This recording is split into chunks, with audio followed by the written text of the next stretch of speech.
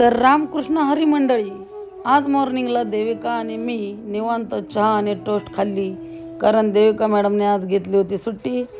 नंतर थोडेसे सँडविचेस खाऊन गुदूशेट आणि मी वर्कर लोकांची युनिफॉर्म आणायला गेलो, कारण खूप दिवसाचं ते पेंडिंग होतं. आम्ही दोघांनी युनिफॉर्म वगैरे सगळं गाडीमध्ये लोड केलं. येता येता चटरमटरनी गुदूशेट एकदम खुश झाले. नंतर थेट घरच गाठलं, कारण आज माझे परममित्र जगन्नाथ शेठ येणार होते घरी.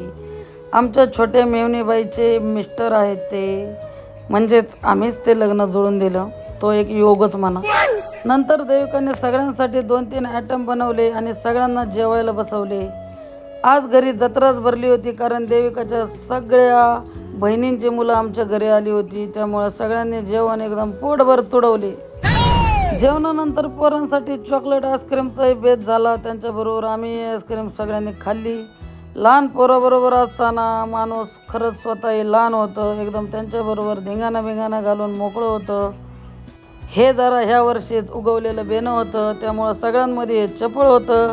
सगळ्यांची पळपळ करून टाकत होतं आणि सगळ्यांना याच्यासाठी जास्त वेळ द्यावा लागत होता, कारण खाली टेकवलं की हे बोंबलत होतं. काळी चिवताई फ्रेश झाली आणि तिच्या मावशीने तिचा नटापटा करून दिला. मग काय चिवताई एकदम हवेतच. शीतल मॅडमनी दोन्ही पोरांना सजवलं. कशा काय शीतल मॅडम 3-3 पोरांना हँडल करतात काय माहिती.